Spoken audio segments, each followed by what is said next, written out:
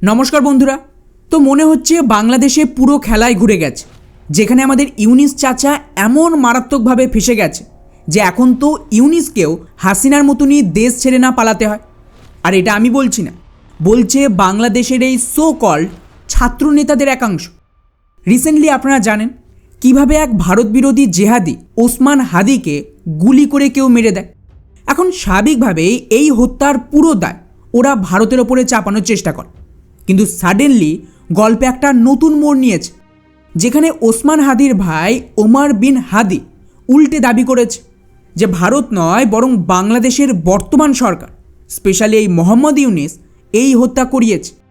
আর এর পেছনের মূল উদ্দেশ্য ছিল বাংলাদেশের ইলেকশনকে পিছিয়ে দেওয়া, যাতে ইউনিসের হাতে ক্ষমতা আরও কয়েক বছর টিকে থাকতে পারে।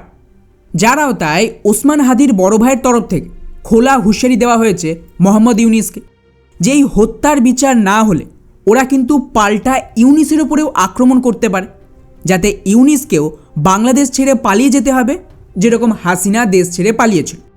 অর্থাৎ এখন অবস্থা এমন জায়গায় এসে ঠেকেছে যে বাংলাদেশের ভারত বিরোধী নেতারা নিজেদের মধ্যেই লড়াই শুরু করে দিয়েছে। আর মনে করুন, আমি বারবার বলেছিলাম বাংলাদেশে যা হচ্ছে তা কাকতালীয় ঘটনা নয়।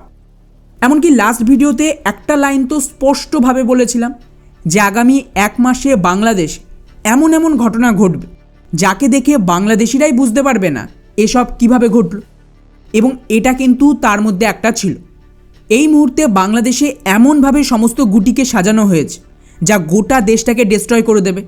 কারণ ওসমান হাদির মৃত্যুর পর আরেকটা ঘটনা ঘটে, যেখানে এক বিএনপি নেতার বাড়িতেও আগুন লাগিয়ে দেওয়া হয় পরিবার শুদ্ধ। ওখানে দরজায় তালা দিয়ে পুরো বাড়িতে আগুন দেওয়া হয় যাতে কেউ পালাতেই না পারে। এবং ওই নেতার 2 মেয়ে, যার মধ্যে একজন মাত্র 7 বছর বয়সী, নাম আয়েশা, পুড়ে মারা যায় ওখানেই, এবং অন্য মেয়েটি হাসপাতালে ভর্তি হলে সেখানে মারা পড়ে। এছাড়াও ওই নেতা বেলাল হোসেন, তার আরেক মেয়ে বিথি, যার বয়স 14 বছর, এবং তার সাথেই ওনার মা হাজেরা বেগম জীবন মৃত্যুর লড়াই করছে। এরাও বাঁচবে বলে মনে হয় না, কারণ 60% শরীর পুড়ে গেছে। কিন্তু বন্ধুরা, ইন্টারেস্টিং ব্যাপার হলো এই নেতা ভারত বিরোধী বিএনপি দলের, তা সত্ত্বেও এই ঘটনা নিয়ে পুলিশ কোনো অ্যাকশন নেয়নি। বরং 4 দিন পর কেস রেজিস্টার হলেও ওরা বলছে যে এটা যে হত্যা তার কোনো প্রমাণ নেই। কিন্তু বাংলাদেশের মিডিয়া বলছে যে ঘটনাস্থল থেকে তালা পাওয়া গেছে, যা প্রমাণ করে যে ওদের ঘরে তালা মেরে এই আগুন দেওয়া হয়। এর মানে কিন্তু উপর থেকে অর্ডার আছে পুলিশের ওপর যাতে এর প্রপার তদন্ত না হয়। অর্থাৎ বুঝতে পারছেন, ক্লিয়ারলি এই মুহূর্তে সমস্ত দল নিজেদের মধ্যে রক্তের খেলায় মেতেছে। আর ইউনিসকে এই জন্য খুবই প্ল্যানিংয়ের সাথে এখানে বসানো হয়েছিল বাংলাদেশকে শেষ করার জন্য। উদাহরণ হিসেবে একটু দেখুন, ওসমান হাদির মৃত্যুর জন্য যেভাবে ইউনাইটেড নেশনস থেকে শুরু করে আমেরিকা, ইউরোপ সাপোর্ট দিচ্ছে, তাতে বিষয়টা একটু খটকার নয় যে ওরা এই ঘটনাটাকে আরও বড় করার চেষ্টা করছে। তবে গিয়েই না বাংলাদেশে একটা গৃহযুদ্ধের ময়দান শুরু হবে, এবং ওদের সমস্ত বড় বড় সংবাদ মাধ্যমের অফিস থেকে শুরু করে ওদের নেতাদের ওপর আক্রমণ হচ্ছে এই ঘটনাকে কেন্দ্র করে। কিন্তু এত কিছুর মাঝেও ভারত সরকার একদম চুপ, যেন কিছুই হয়নি। এর কারণ একটাই, যে আমি আগেও বলেছি, আবারও বলছি, ভারত যদি ময়দানে নামতো ইউনিস ক্ষমতায় আসতে পারতো না। ইউনিসকে যখন আসতে দেওয়া হয়েছে, তার মানে এর কিছু না কিছু ফায়দা ভারতও পাবে। কারণ আপনিই ভাবুন, ভারতের বিরুদ্ধে পুরো রেজিম চেঞ্জ হলো, আর আমাদের প্রধানমন্ত্রী সেই নেতা মানে ইউনিসকে টুইট করে সংবর্ধনা দিল, তার সাথে গিয়ে হাত মেলালো। এগুলি কি সত্যি নর্মাল? আমার তো মনে হয় না। বাংলাদেশে পুরো র্যাডিক্যালাইজেশন হয়ে গেছে আওয়ামী লীগের দরুনে, এবং হাসিনা নিজেও তাতে বাধা দেয়নি ক্ষমতার লোভে, বরং হিন্দুদের মরতে দিয়েছিল।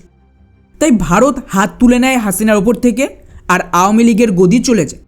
আর যেহেতু এখন ইউনিস এসেছে, তার বিনিময়ে কিছু আমেরিকা পাবে, কিছু ভারতও পাবে। আমেরিকার ফায়দা সিম্পল, সময়ে সময়ে ওরা ভারতকে খোঁচাবে যাতে পাকিস্তানে অ্যাটাক করা যায়।